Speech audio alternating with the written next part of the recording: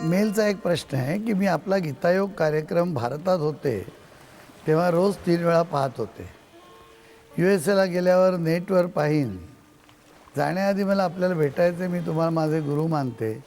देव त्याच्या भक्ताच्या इच्छाने मी पुऱ्या करतो. मी एकदा आपल्या आश्रमात आले होते.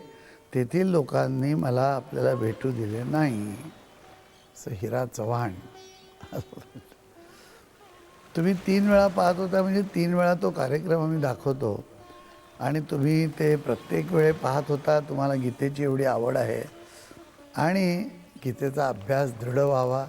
एखादी वस्तू पटकन निघून जाते, मन दुसरीकडे असतं, त्या दृष्टीने पुन्हा पाहिल्यावर पक्क होतं. बरेच लोक असं म्हणतात की याचं पुस्तक केल्यावर आम्ही जेव्हा वाचलं तेव्हा आम्हाला अधिक समजलं. कारण काय, बोलत असताना आपलं लक्ष इकडे तिकडे गेलं तर एखादं वाक्य सुटतं, एखाद्या वेळेला आपल्याला मनात काहीतरी विचार येतो, त्यामुळे आपल्याला नीट कळत नाही.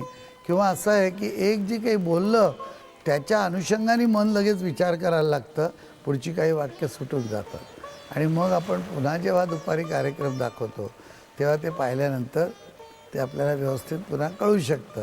हा एक गीतेचा अभ्यास आहे. अभ्यासाचं असं असतं की हा किती वेळा करावा तेवढं थोडं आहे. विज्ञानाचा जो अभ्यास असतो तो एकदा वाचून लक्षात राहिला नाही तर दोनदा वाचून लक्षात राहिलं. एकदा लक्षात राहिलं आणि कळलं की संपलं. मग पुन्हा पुन्हा ते काही करायची गरज नसते. जसं आपण पहिलीतनं पास झालो की दुसरीत जातो, दुसरीतनं तिसरीत जातो. असं अध्यात्मामध्ये म्हणजे ज्ञानमहात्म्यामध्ये या पायऱ्या वगैरे असं काही इयत्ता नसतात. तर त्या ठिकाणी एकच गोष्ट म्हणजे गीता आहे ती पुन्हा पुन्हा वाचायची, गुरुचरित्र पुन्हा पुन्हा वाचायचं, एक मंत्र असंख्य वेळेला म्हणत राहायचा.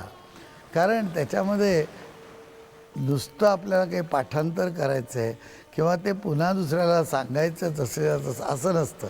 त्यावरून एक अनुभवामध्ये उतरायचं असतं आणि त्यामुळे अनेक वेळा त्याची पारायणं करावी लागतात.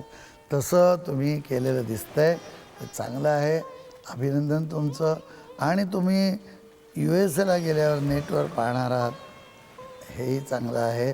आता प्रश्न असा आहे की तुम्ही मला गुरु मानलं आहे, तर गुरु मानण्याने चांगलं आहे की तुम्ही गुरु मानताय, परंतु गुरु शिष्याला एकमेकाला प्रत्यक्ष भेटावंच लागतं असं नाही. परंतु एकदा दीक्षा घेण्यासाठी भेटावं लागतं. बरं, एकदा गुरु शिष्य झाला तर दीक्षाही येतेच त्याच्यामध्ये आणि त्या दीक्षेपूर्वी दोघांनी एकमेकाचा पूर्ण अभ्यास करणं आवश्यक असतं की हा काय प्रकारचा शिष्य आहे, याची किती श्रद्धा आहे, किती भक्ती आहे, वेळ किती देणार आहे. तसंच गुरु आपल्याला हा जो काही आपण मानतोय तो मानतोय तसाच आहे का, आपली एक कल्पना आहे.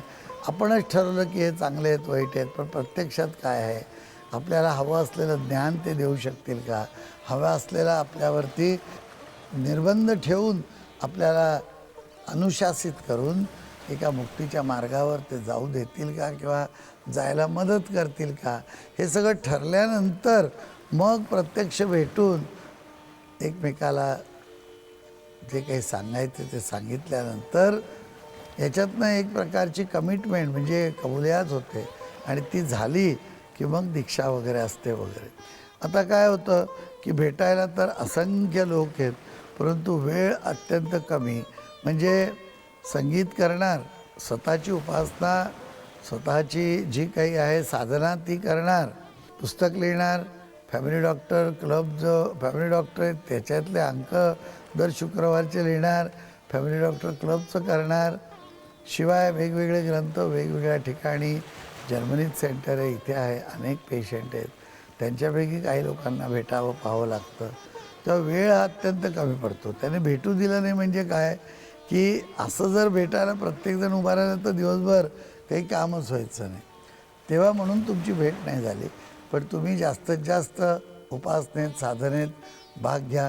आमच्या इथे शिबिरं असतात, वेगवेगळ्या प्रकारचे उत्सवाच्या माध्यमातून साधना सांगितल्या जातात. ते असं सगळं झाल्यानंतर मग तुम्ही गुरु मानायचं की नाही ठरवा आणि मानलेलं असलं चांगलं आहे, तेच तसं चालू ठेवा आणि केव्हा तरी अशी भेट होईल. अर्थात वैयक्तिक भेटीसाठी प्रत्येकाला वेळ देता येतो असं नाही, परंतु ज्यावेळेला शिबिर असतात, ध्यान असतं, त्यावेळेला भेट होऊ शकते.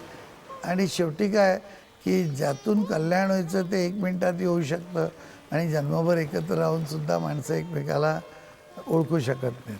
तेव्हा बघूया कसा योग येतो.